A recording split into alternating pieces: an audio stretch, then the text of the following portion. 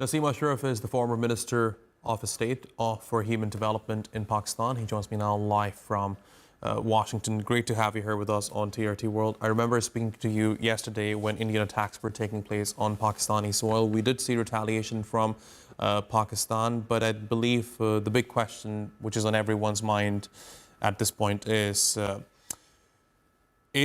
escalation going to be on a bigger scale, the retaliation rather, going to be on a bigger scale? Because we are hearing some conflicting statements coming from both sides at this point. Well, I think it has to be viewed in its entirety. This isn't just a military incursion that India has undertaken. India has had a track record ever since 1948 when the United Nations Security Council pledged a plebiscite for the Kashmiri people.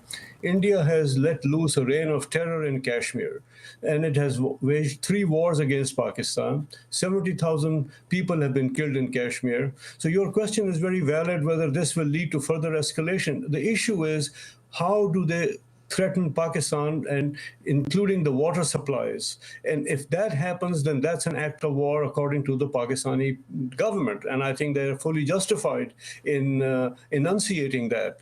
They will defend themselves. But in the past, whenever there has been such a high level of animosity and hostility, the international community was the only one that was able to diffuse the situation, because between themselves, India is totally resistant to any dialogue. Pakistan has offered a neutral investigation and a probe even on this occasion, which has been spurned by India. And I think that it behooves the international community to take notice of India's past track record of waging war and threatening and acting like a big bully in the schoolyard. Today, it is encouraging that President Trump in Washington has offered not only to help, but said that I would mediate in case that is needed. And Lisa Curtis, who was his national security advisor or the national security when in his first term, went even further and said that nobody else but the United States has the inclination or the power necessary to convince both India and Pakistan to come to the negotiating table. I think this is a very, very tricky and evolving situation. I believe that unless the international community takes notice of India's intransigence, this could still be something that could spiral out of control and take us again to the brink of open and full war. Mr. Ashraf, I believe there are a couple of things here that are being ignored and need to be highlighted. For example, India violated the UN Charter when it conducted airstrikes on Pakistani soil. And now, according to the United Nations Charter, Pakistan has a right to respond.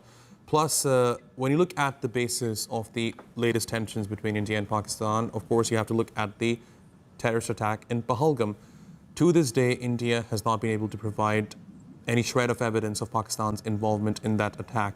So why do you think the international community is so conveniently ignoring these facts? Because we have not really seen any sort of concrete statements coming from major capitals across the world in condemnation of Indian strikes. Over the last 40 years or more since I've been observing this, this is the first time, believe me, that I've noticed that the international community is actually not openly siding with India. They have repeatedly asked for restraint, which is another word for India to stop what it is doing. Therefore, I believe that India at this time is militarily, they got the answer without any hesitation from the Pakistan Armed Forces. Diplomatically, nobody has said anything to condemn Pakistan. Pakistan is only defending itself. And if you also look at another warfare in today's environment of cyberspace, even on the social media, the world opinion and the public opinion is very strongly in favor of Pakistan. However, Pakistan has always maintained that it is open to international mediation, because if you look at the Indus Water Treaty, that's the only treaty that has survived since 1960, and it was mediated by the World Bank. So the past track record doesn't suggest or give much confidence to Pakistan that India in itself will come to a fair agreement with peace and with honor and with dignity. I feel today India is actually far more isolated than it ever was in terms of its relations with Pakistan, and after it revoked the Article 370 of the Kashmiri people on their special status as a province, as a state. Now they wanted to show that everything has turned to normal, which it has not. And the resistance of the Kashmiri people is something they have to deal with. This is India's problem. The Kashmiri people refuse to accept 700,000 troops that have been persecuting them and oppressing them since 1948. Right. Mr. Ashraf, let's talk about Kashmir because, when you speak to Kashmiris living in Indian-administered Kashmir, they will tell you that over the past 2 or 3 years, the occupation that they have been facing from the Indian side has only intensified. And as you rightly pointed out, that India has been trying to show that everything is normal there. There are tourists coming in from different parts of the country. And we are hearing reports now that Muslims within Indian-administered Kashmir are facing a brutal clampdown. In fact, there are Hindu vigilante, radical Hindu vigilante groups asking them to prove their loyalty to the Indian state. And this is something that's been happening not just to them, but also to Muslims in different parts of India.